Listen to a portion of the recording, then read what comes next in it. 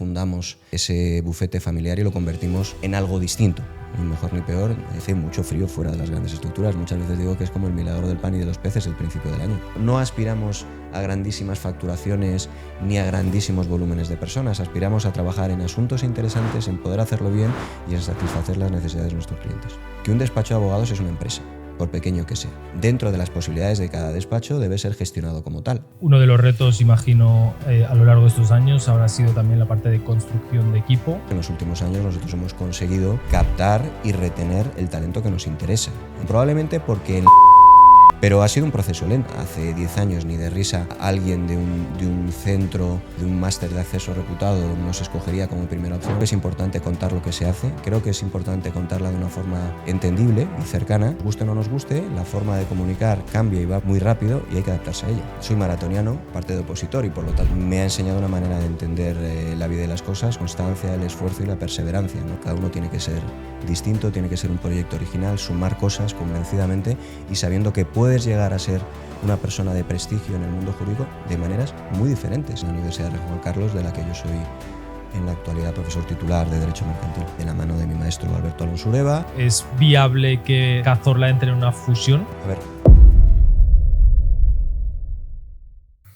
El Legal Podcast, episodio 23, y hoy con un invitado muy especial, que de hecho nos conocimos en Twitter hace ya casi 14 años, y él es nada más y nada menos que Luis Cazorla. Luis, ¿cómo estás? ¿Qué tal, Marc? Buenas tardes. Encantado de estar contigo y pasar un buen rato hablando de derecho y de la vida y de lo que se tercie. Hay muchos temas súper interesantes que seguro que tocaremos, y también en un momento muy especial, porque estoy convencido que es un momento también ilusionante para Cazorla Abogados.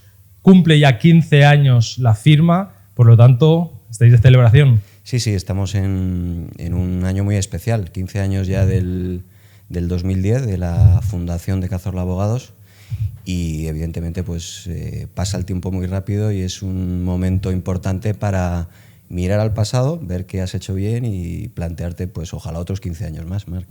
Muchas cosas se han hecho bien, pero bueno, no obstante, vamos a irnos un poquito a tus inicios, Fenomenal. Luis, de esta trayectoria fantástica que lleva sin lugar a duda desde una vertiente, desde la docencia, desde el hecho de ejercer en el día a día en el despacho, y también una entrada en una firma internacional como Lovells, porque todavía no se había producido esa fusión con Hogan. ¿Cómo viviste esa primera experiencia profesional? Bien, la verdad es que yo termino mi carrera y mi planteamiento inicial, y así lo hice, fue opositar. Yo oposité a abogado del Estado, tenía una mentalidad de intentar sacar rápido la oposición y no tanto para ejercer como abogado del Estado, sino que me gustaba mucho la proyección que podía tener. Estuve un tiempo, yo llegué a los últimos ejercicios de abogado del Estado, aquello no salió finalmente bien, pero realmente fue una experiencia importante para lo que ha venido después, ¿no? Aquello yo lo recuerdo como una formación buena, que me permitió, entre otras circunstancias, pues comenzar con el proyecto de Lovells en aquel entonces, todavía no era Hogan, en primer lugar, año 2005 hablamos ya, y vivir un poco cómo eran los inicios de un despacho anglosajón, de una oficina, de un despacho inglés, abriendo en España, ¿no? Toda la operativa y bueno, viví aquello. Y luego, pues 2 años después, con ese mismo equipo, tuve la oportunidad de ir a Latham & Watkins, que en su momento de apertura también, en el año 2009, y vivir de nuevo toda la operativa con toda la problemática y todo lo apasionante que es iniciar un proyecto en España de esas dimensiones, ¿no? Aprendiendo mucho, tomando nota y sacando experiencias para lo que vino después. En paralelo, yo empezaba mi carrera universitaria, doctorándome, y bueno, traté desde un principio, como he conseguido ir haciendo, compaginar esa vertiente académica y la vertiente un poco de ejercicio de la abogacía, ¿no? Sí, ¿qué te llamó la atención de las firmas internacionales, dado que al final han tenido un modus operandi un poquito distinto de las firmas tradicionales españolas? ¿Qué fue lo que más te llamó la atención? Bueno, yo, si te soy sincero, en primer lugar las personas que me llamaron, ¿vale? Al final yo creo que la abogacía, con independencia de la estructura en la que estés, que tienen muchas diferencias, muchas de ellas, entre ellas, es una profesión de personas, de equipos, ¿no? Y lo primero que que me resultó atractivo es el equipo con el que empezaba aquel proyecto. Luego, bueno, pues la posibilidad de ver desde dentro cómo funciona una firma inglesa, y más en el momento fundacional, cuando se busca operativa, se buscan compañeros, se inician asuntos, y ver ese equipo de personas intentando comenzar lo que era un despacho de aquella dimensión internacional en España tenía mucho atractivo a efectos formativos, que era el momento en el que estaba. Tenía 25 años, 25, 26 años, y lo que se trataba era de sumar experiencias. Esa lo fue fantástica, y de nuevo en Leitham también lo fue. Otro despacho con una idiosincrasia distinta, un despacho puramente inglés en aquel momento. Lovell es un modelo más de lockstep, por entendernos, un partnership más cerrado y unas promociones más tranquilas, y el caso de Leitham Watkins, que era un modelo americano puro y duro, el gran despacho de la costa oeste americana, con un up or out, o eat what you kill, como lo quieras llamar, el modelo mucho más agresivo, productividad, rentabilidad, y aprendiendo de las dos formas de trabajar y de gestionar, que era lo que tocaba en aquel momento, básicamente. Enseguida ya te ponían a facturar, y había una medición quizá, o al menos decirlo de una forma, un aterrizaje que quizá está más orientado a la facturación versus a un aterrizaje quizá un poquito más suave en una firma española. Sí, lo cierto es que, como digo, las grandes estructuras, muchas veces se habla de grandes estructuras con carácter general como si fueran exactamente igual. Al final el modelo de promoción, de rentabilidad, el qué valoras en cada casa es distinto. Un modelo... Generalizar también es un problema. Yo soy de los que pienso que no hay dos despachos iguales y que un modelo no es mejor que otro. Lo que hay son personas que se adaptan mejor a esos modelos.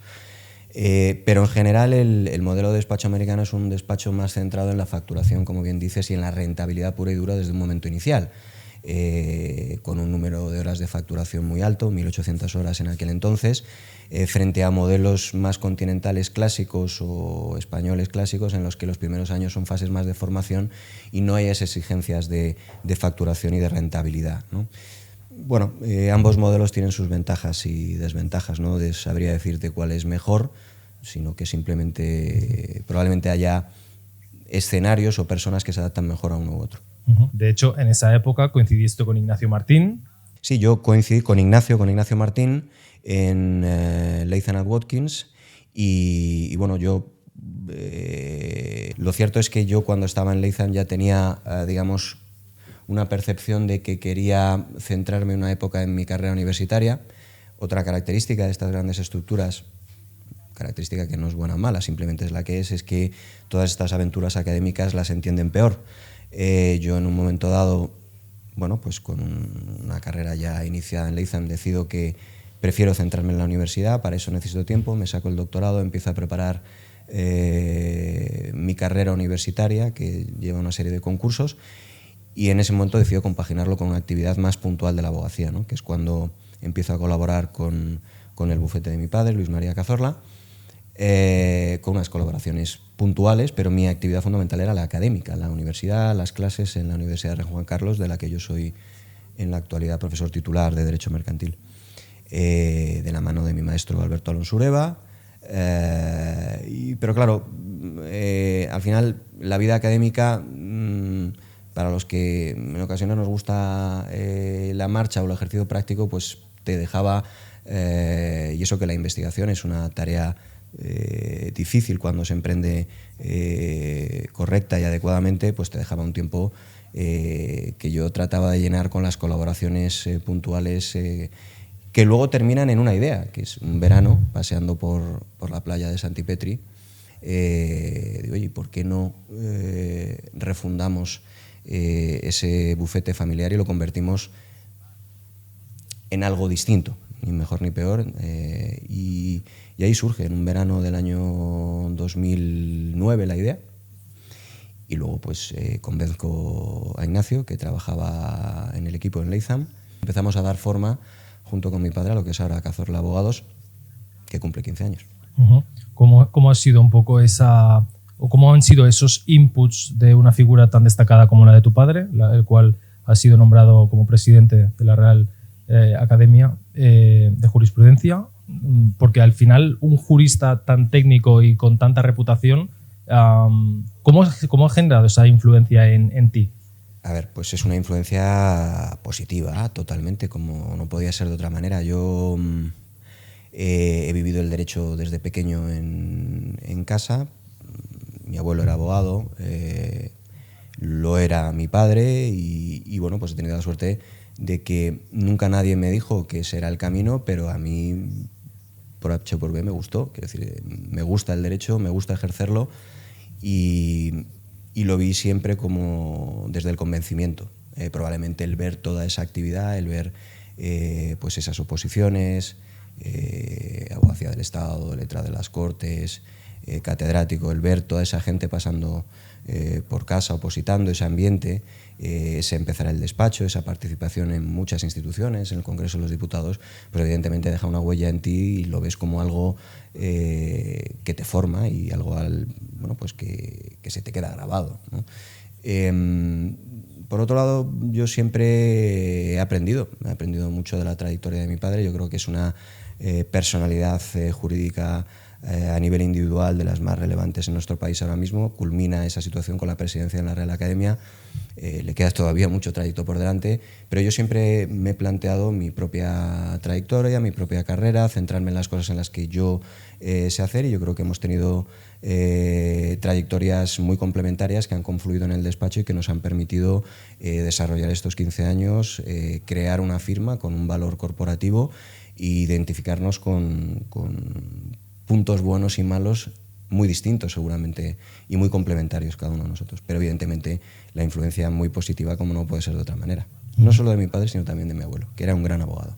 Sí, porque al final no es fácil ver en el mercado firmas de 3 generaciones y especialmente cuando uno quiere modernizar la firma y aportar una visión 360, una visión empresarial, una perspectiva que también has podido comprobar en grandes clientes o corporaciones en las cuales ibais asesorando muchísimos años y donde eso al final también te ha permitido inculcar esa serie de atributos a la firma, ¿cierto? Claro, ese era el reto, Marc. O sea, yo al final cuando nos planteamos el proyecto, mi ilusión vital, y entiendo que todos de la que formamos parte del proyecto, porque todos son absolutamente necesarios, es bueno, pues, convertir un estudio y un despacho francamente personal en una marca colectiva de abogacía, no la mejor ni la peor, simplemente nuestra marca en la que hacemos las cosas como nos gusta, en la que transmitimos confianza, en la que utilizamos esa vinculación académica y ese prestigio personal para tratar de dar un servicio que entendemos pues que lo damos nosotros, ¿no?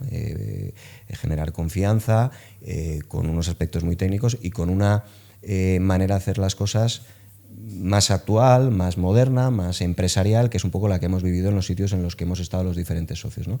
Es un reto. Por otro lado, desde luego vergüenza me da compararme con otras aventuras de éxito, pero es un poco la evolución de las grandes firmas nacionales jurídicas, de las grandes empresas de servicios jurídicos actuales, desde un inicio con una fundación vinculada a unas personalidades muy prestigiosas y muy relevantes, a la elaboración de una marca colectiva y auténticas empresas de servicios jurídicos, ¿no? El trayecto deseado es ese. Uh-huh.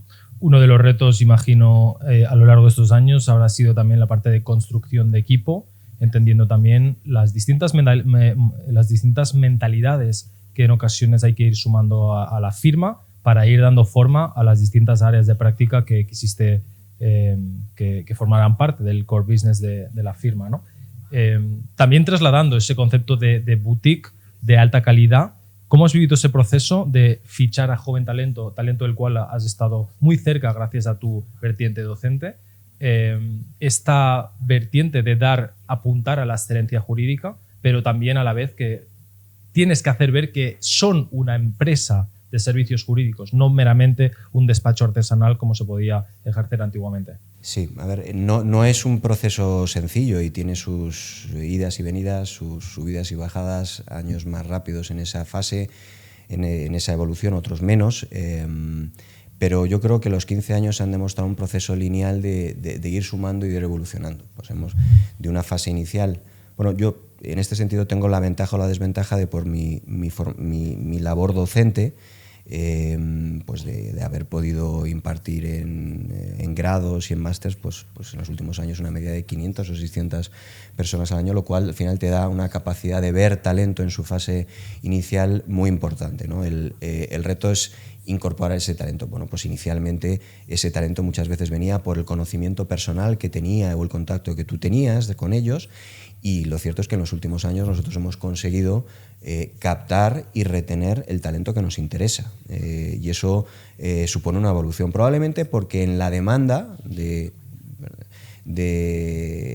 trabajo jurídico es una demanda más sofisticada que distingue muy bien las diferentes opciones que hay.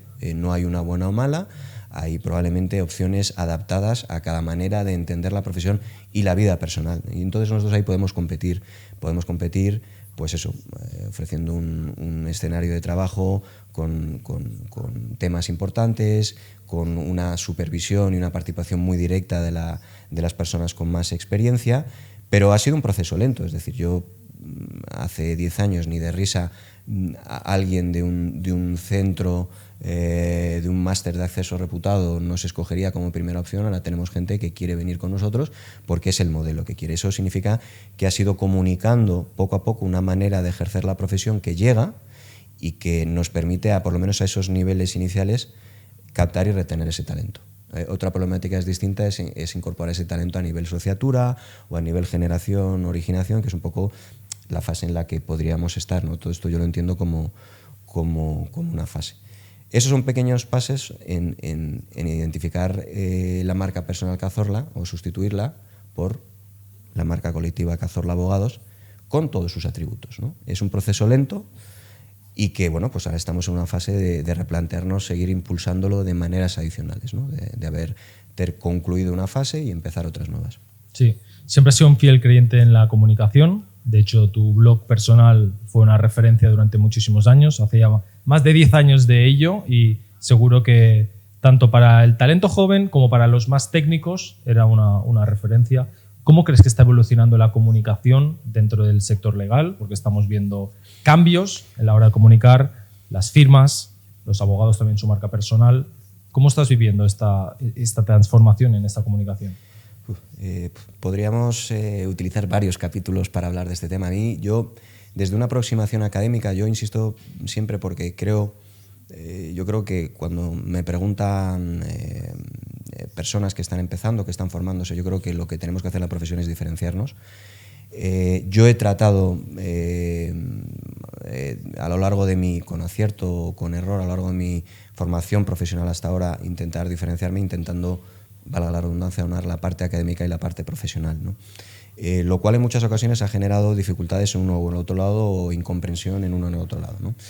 Todo esto te lo cuento como preámbulo a decir que incluso desde la parte académica, como científico, como investigador, toda la problemática de la gestión de los despachos de abogados como empresas de servicios jurídicos me ha interesado siempre mucho. De hecho, mi tesis doctoral en su momento fue sobre las sociedades profesionales y ya hacía un análisis un poco de cómo es la gestión empresarial de las empresas de servicios jurídicos, fijándonos un poco en los despachos americanos. Creo que es esencial. Creo que una de las partes que más nos cuesta a los abogados y más a los académicos es entender que un despacho de abogados es una empresa, por pequeño que sea. Y que, por lo tanto, dentro de las posibilidades de cada despacho debe ser gestionado como tal. Vendemos servicios jurídicos y esa organización incluye la comunicación. El llegar, el contar lo que haces.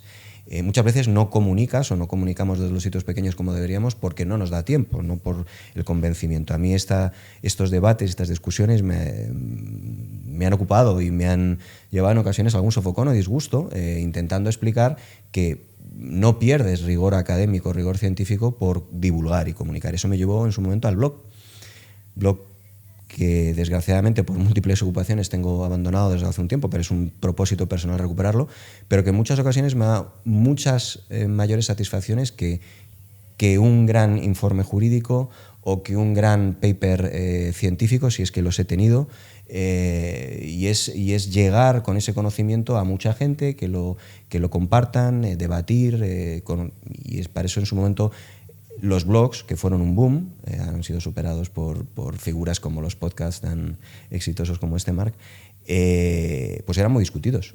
Eran muy discutidos y sobre todo que perfiles académicos se pusieran a hacer eso.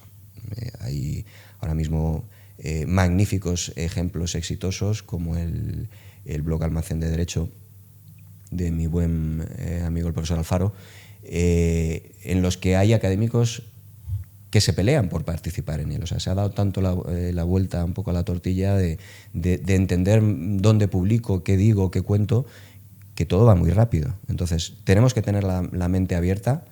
Creo que es importante contar lo que se hace, creo que es importante contarla de una forma entendible y cercana, y creo que nos guste o no nos guste, la forma de comunicar cambia y va muy, muy rápido y hay que adaptarse a ella.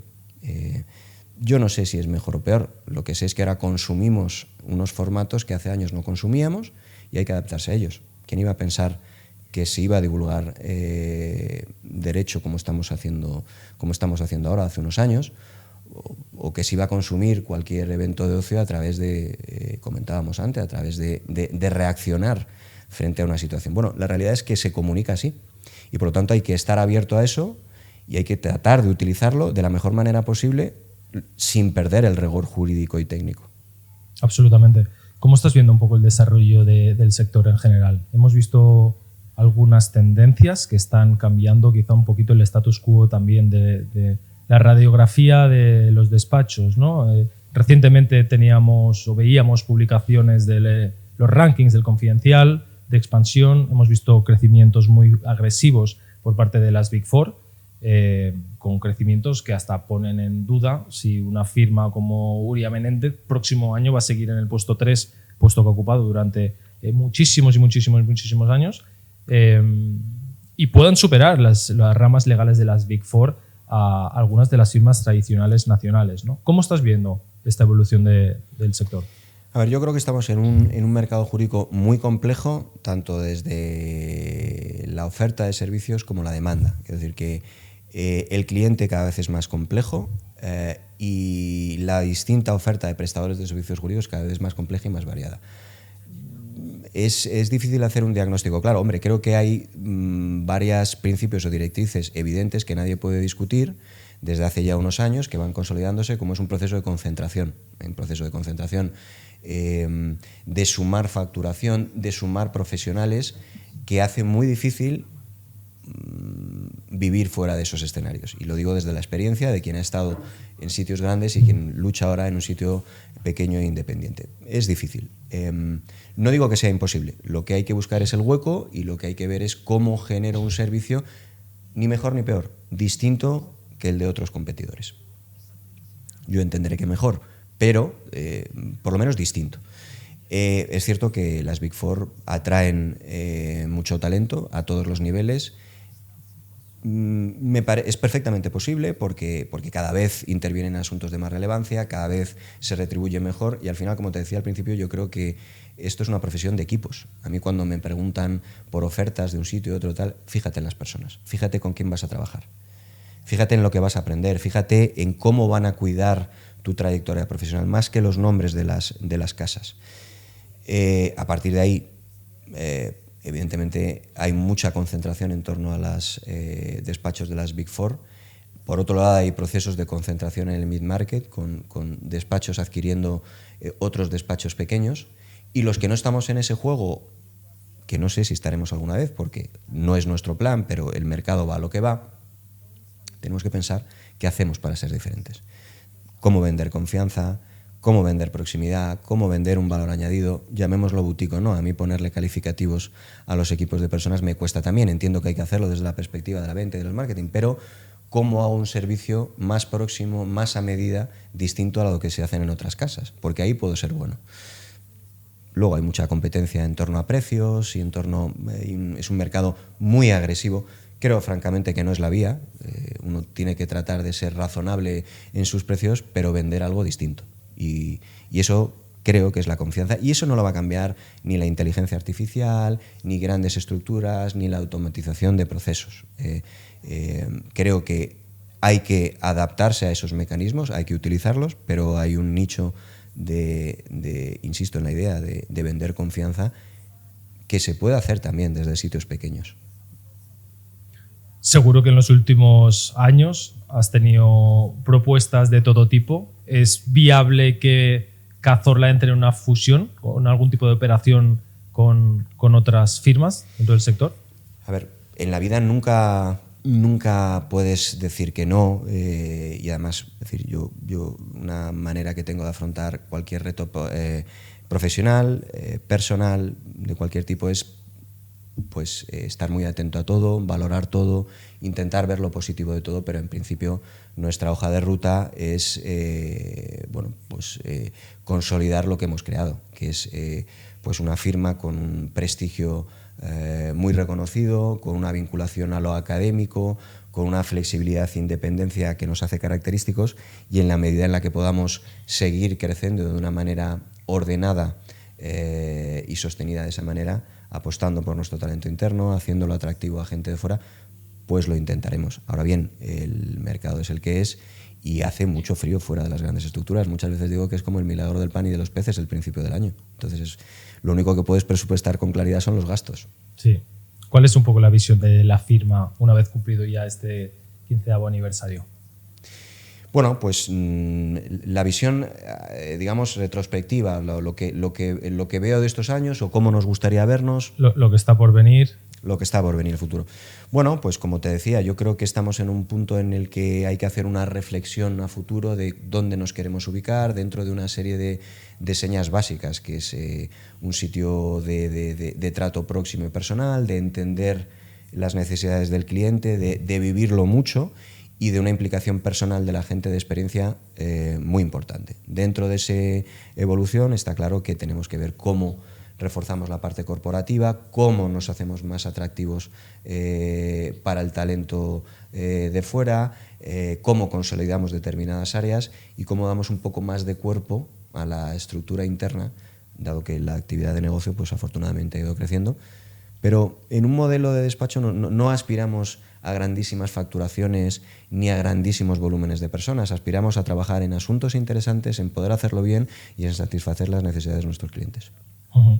Luis, dejando de lado un poco la parte más profesional, a lo largo de estos años también te ha acompañado ese rol, además de papá y profesor, pero ese rol también del deporte, de maratones. Hemos visto correr en maratón en Nueva York. ¿Cómo al alto rendimiento afecta los atributos que al final un deporte, como puede ser el tema del running, por ejemplo, puede aportarle a uno, ¿no? A ver, para mí, y puede sonar muy atópico y además mucho de mensaje empaquetado de hoy en día, o sea, para mí es esencial. O sea, para mí tener un equilibrio entre la vida personal, la vida profesional y la vida deportiva es esencial. A mí lo que me hace rendir adecuadamente en mis momentos de actividad profesional y académica es tener un equilibrio con mi vida personal y mi vida deportiva.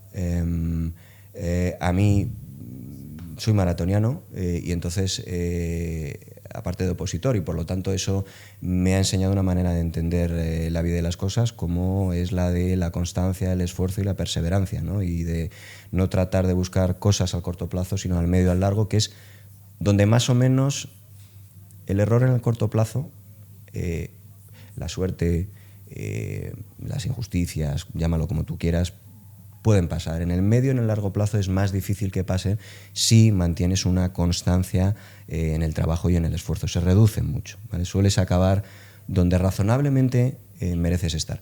Eso, la vida deportiva, a mí es lo que me ha enseñado. El maratón no perdona. Si has entrenado bien y si ejecutas el plan bien, las cosas salen bien normalmente. Si no lo haces bien y no has sido constante, las cosas salen mal. Yo, no solo el maratón, que tengo ya 13 a mis espaldas, eso también lo vi en casa, mi hermano también es maratoniano, en fin, lo hemos mamado. Lo que te da es disciplina. No solo el día de la carrera, que empiezas y te despiertas no sabiendo lo que va a pasar luego, sabes que lo vas a pasar mal, pero no sabes cómo va a acabar la cosa, entonces tienes que confiar en el método, tienes que confiar en el trabajo y en lo que has ido haciendo. Pero sobre todo también el periodo hasta que llegas al día de carrera, que es el día de disfrute, el entrenamiento diario, salir, haga frío, haga calor, piensas, no tienes el móvil encima, terminas y estás más fresco, aunque estés más agotado a efectos de pensar. Es una disciplina para mí básica y cada uno no sé si correr maratones, porque ahora es una moda, todo el mundo, no sé si todo el mundo puede correr maratones sin una adecuada preparación, pero practicar deporte yo creo que es una clave para tener una vida ordenada, y el que lo hace o empieza a hacerlo lo descubre. Entonces, además luego hemos tenido mucha vinculación con el mundo del deporte, desde la actividad profesional también. Lo he vivido muy cerca, tengo clientes deportistas, clientes, instituciones deportivas, tengo hijos que afortunadamente entienden el deporte, tengo una mujer deportista también, con lo cual al final eso nos da un equilibrio familiar fantástico. Hay firmas que tienen sus gimnasios también dentro, por algo es, ¿no? Al final, qué importante es ese atributo de la constancia, de la disciplina, de la perseverancia, de la imparabilidad cuando nos vienen problemas en el día a día, porque obviamente cuando alguien se pone por delante nuevos retos, te llegan más problemas y tienes que tener la capacidad y la mentalidad de seguir y de continuar. Exacto. Disciplina y saber frustrarte, en fin, tiene muchas enseñanzas el deporte que luego las puedes trasladar, y efectos beneficiosos evidentes. Sí. Luis, ¿te gustaría cerrar con algún mensaje especial para la audiencia? Tenemos, como sabes, joven talento, lo hemos visto en universidades, siguen el podcast, es importantísimo para ellos porque al final se hacen a la idea de cómo es el día a día de un socio director de una firma boutique tan importante como la tuya. Hemos visto también directoras de asesoría jurídicas de empresa, hemos visto distintos perfiles. ¿Cuál es un poco el mensaje con el cual te gustaría cerrar? Muchas cosas se podrían decir, y que algunas de ellas tengo ocasión de comentar cuando intervengo en cursos de esta naturaleza. Yo les animaría al reto fenomenal que tienen por delante. Tenemos unos años de un mercado jurídico extremadamente complejo. Ellos son una generación, no sé si es la generación Z o por la que estamos ya,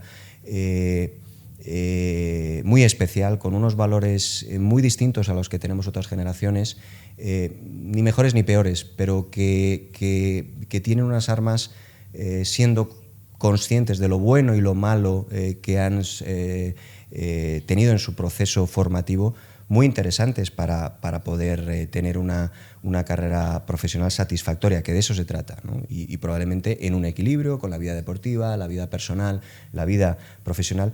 Es muy variado. Hace unos años pues tenías carreras exitosas jurídicas si tenías determinadas oposiciones, si tenías un recorrido exitoso en determinado despacho. Ahora mismo la posibilidad de tener una carrera interesante y jurídicamente satisfactoria es muy variada. Es muy variada. Hay muchos recorridos para hacer cosas muy interesantes. Lo que hay que hacer desde el principio es ser consciente de ello, ser constante y tratar de diferenciarse. Cada uno tiene que ser distinto, tiene que ser un proyecto original, sumar cosas convencidamente y sabiendo que puedes llegar a ser una persona de prestigio en el mundo jurídico de maneras muy diferentes. Y eso es una ventaja. Hace no tantos años no era posible, ahora sí. Exacto. Y que tomen acción, que tenemos en el sector grandes pensadores, pero también necesitamos grandes ejecutores para hacer que las cosas pasen. O sea que ha sido un gran placer, Luis, de verdad. No, el placer es mío, Marc, pasar este rato charlando del derecho, de lo que no es derecho, y enhorabuena por, comentabas ya que era el 23, y lo decíamos en la carátula, enhorabuena, y por muchos más, un placer. Muchas gracias, Luis. Seguimos. Gracias.